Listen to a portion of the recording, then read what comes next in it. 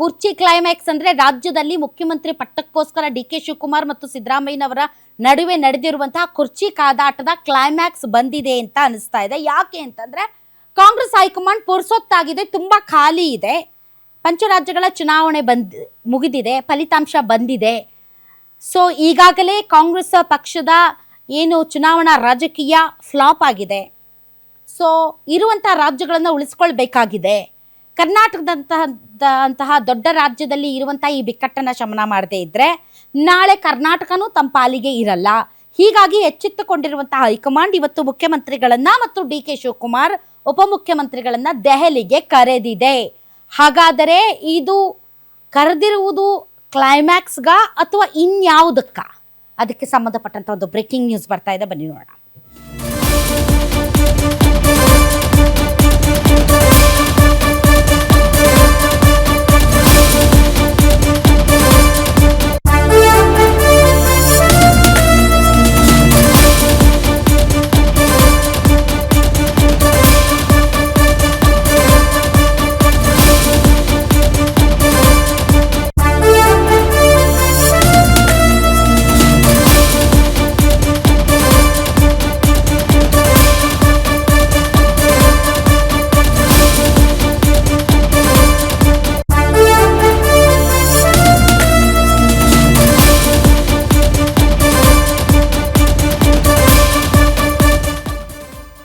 ಕುರ್ಚಿ ಕ್ಲೈಮ್ಯಾಕ್ಸ್ಗೆ ನಾಳೆ ದೆಹಲಿಯಲ್ಲಿ ಬೀಳುತ್ತಾ ತೆರೆ. ದೆಹಲಿಗೆ ಬರೋದಕ್ಕೆ ಮುಖ್ಯಮಂತ್ರಿಗಳಿಗೆ ಬುಲಾವ್ ಕೊಟ್ಟ ಬೆನ್ನಲ್ಲೇ ಉಪಮುಖ್ಯಮಂತ್ರಿಗಳು ಕೂಡ ಈಗ ಹೋಗ್ತಾ ಇದ್ದಾರೆ.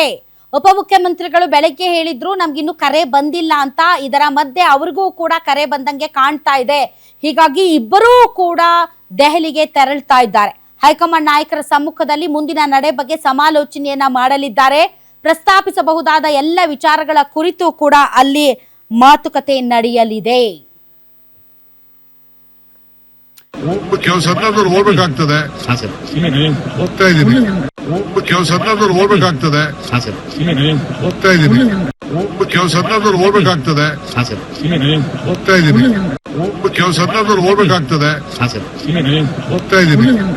ಕೆಲಸದವ್ರು ಹೋಗ್ಬೇಕಾಗ್ತದೆ, ಹೋಗ್ತಾ ಇದ್ದೀನಿ. ಕೆಲಸದವ್ರು ಹೋಗ್ಬೇಕಾಗ್ತದೆ, ಹೋಗ್ತಾ ಇದ್ದೀನಿ. ಕೆಲಸದವ್ರು ಹೋಗ್ಬೇಕಾಗ್ತದೆ, ಹೋಗ್ತಾ ಇದ್ದೀನಿ. ಕೆಲಸದವ್ರು ಹೋಗ್ಬೇಕಾಗ್ತದೆ, ಹೋಗ್ತಾ ಇದ್ದೀನಿ.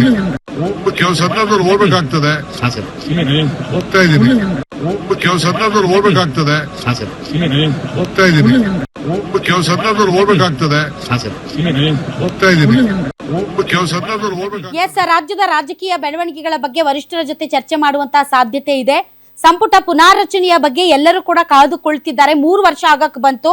2.5 ವರ್ಷ ಆದ ಮೇಲೆ ಸಂಪುಟ ಪುನಾರಚನೆ ಮಾಡ್ತೀವಿ ಅಂತ ಹೈಕಮಾಂಡ್ ಹೇಳಿತ್ತು. ಯಾಕೆ ಅಂದ್ರೆ ಕಾಂಗ್ರೆಸ್ ಪಕ್ಷದಲ್ಲಿ ಯಾರೇಳು ಸರಿ ವಿನ್ ಆದಂತ ಬಹಳಷ್ಟು ಜನ ಕ್ಯಾಂಡಿಡೇಟ್ಸ್ ಇರೋದ್ರಿಂದ ಎಲ್ಲರೂ ತಮ್ಮ ಸರದಿಗೋಸ್ಕರ ಕಾಯ್ತಾ ಇರೋದ್ರಿಂದ ಒಂದು ಮುಖ್ಯಮಂತ್ರಿ ಬದಲಾವಣೆಯೂ ಇಲ್ಲ, ಸಂಪುಟ ಪುನಾರಚನೆಯೂ ಇಲ್ಲ ಅಂತಂದ್ರೆ ಸಹಜವಾಗಿ ಬೇಸರ ಈಗ ತುಂಬಾ ಜಾಸ್ತಿ ಆಗ್ತಾ ಇದೆ. ಅದನ್ನ ಕಡಿಮೆ ಮಾಡುವ ನಿಟ್ಟಿನಲ್ಲಿ ಮತ್ತು ಕೆಪಿಸಿಸಿ ಅಧ್ಯಕ್ಷರ ಕಾಲಾವಧಿ ಮುಗ್ದಿರೋದ್ರಿಂದ ಹೊಸ ಅಧ್ಯಕ್ಷರ ನೇಮಕಾತಿ ಆಗಬೇಕಾಗಿರೋದ್ರಿಂದ ಎಲ್ಲ ವಿಚಾರಗಳ ಬಗ್ಗೆ ಸಿದ್ದರಾಮಯ್ಯನವರ ಬಳಿ ಹೈಕಮಾಂಡ್ ಚರ್ಚೆ ಮಾಡುವಂತಹ ಸಾಧ್ಯತೆ ಇದೆ. ಅಷ್ಟೇ ಅಲ್ಲ, ಹೈಕಮಾಂಡ್ ಮುಂದೆ ತಾವೇನ್ ಪ್ರಸ್ತಾಪಿಸಬೇಕು ಅನ್ನೋದರ ಬಗ್ಗೆ ಈಗಾಗಲೇ ಸಿದ್ದರಾಮಯ್ಯನವರು ಇತರೆ ಸಚಿವರೊಂದಿಗೆ ಮತ್ತು ತಮ್ಮ ಆಪ್ತ ಬಣದೊಂದಿಗೆ ಚರ್ಚೆಯನ್ನ ನಡೆಸಿದ್ದಾರೆ. ಒಂದು ವೇಳೆ ನಾಯಕತ್ವ ಬದಲಾವಣೆ ವಿಚಾರ ಏನಾದ್ರೂ ಪ್ರಸ್ತಾಪ ಆದರೆ ಅದಕ್ಕೆ ಯಾವ ರೀತಿಯಾದಂತಹ ಕಾಲಾವಕಾಶ ಕೇಳಬೇಕು, ಕಾಲಾವಕಾಶ ಕೊಡದೇ ಇದ್ದರೆ ತಮ್ಮ ಬದಲಿಗೆ ಯಾರನ್ನ ಮುಖ್ಯಮಂತ್ರಿ ಸ್ಥಾನದಲ್ಲಿ ಕೂರಿಸಬೇಕು ಅನ್ನುವಂತಹ ಆಗ್ರಹವನ್ನ ಅಲ್ಲಿ ವ್ಯಕ್ತಪಡಿಸಬೇಕು. ಅಥವಾ ಇಲ್ಲ, ನನ್ಗೊಂದು ಸ್ವಲ್ಪ ಟೈಮ್ ಕೊಡಿ, ನಮ್ಮ ಆಪ್ತರ ಜೊತೆಗೆ ನಾನು ಚರ್ಚೆ ಮಾಡ್ತೀನಿ, ಎಲ್ಲ ಶಾಸಕರ ಅಭಿಪ್ರಾಯ ಪಡ್ಕೊಳ್ತೀನಿ ಅಂತ ಕಾಲವನ್ನ ಕೇಳಿ ವಾಪಸ್ ಬರಬೇಕಾ?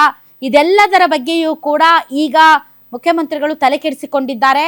ದೆಹಲಿಗೆ ಹೋದ ಮೇಲೆ ಏನೇನಾಗುತ್ತೆ ಅನ್ನೋದು ಗೊತ್ತಾಗುತ್ತೆ.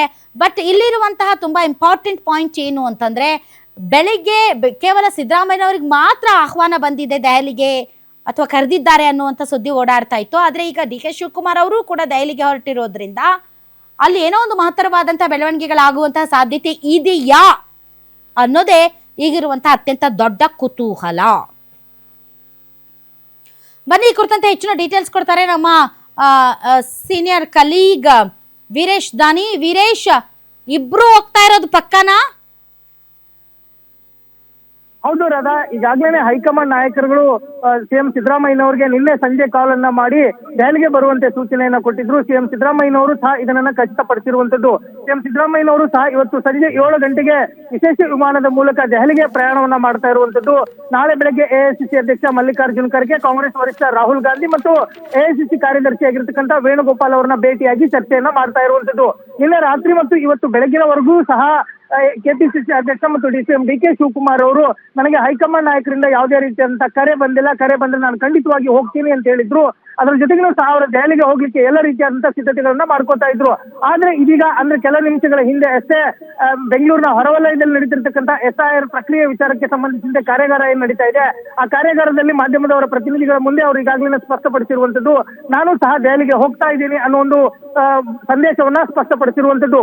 ಹೀಗಾಗಿ ಸಿಎಂ ಸಿದ್ದರಾಮಯ್ಯ ಅವರ ಜೊತೆಗೆ ಇದೀಗ ಸಿಎಂ ಡಿಕೆ ಶಿವಕುಮಾರ್ ಅವರು ಸಹ ದೆಹಲಿಗೆ ಹೋಗ್ತಾ ಇರೋ ಹಿನ್ನೆಲೆಯಲ್ಲಿ ರಾಜ್ಯ ಕಾಂಗ್ರೆಸ್ನಲ್ಲಿ ನಾಯಕತ್ವ ಬದಲಾವಣೆ ವಿಚಾರ ಸಾಕಷ್ಟು ಕುತೂಹಲಕ್ಕೆ ಕಾರಣವಾಗ್ತಾ ಇರುವಂತದ್ದು. ರಾಧಾ,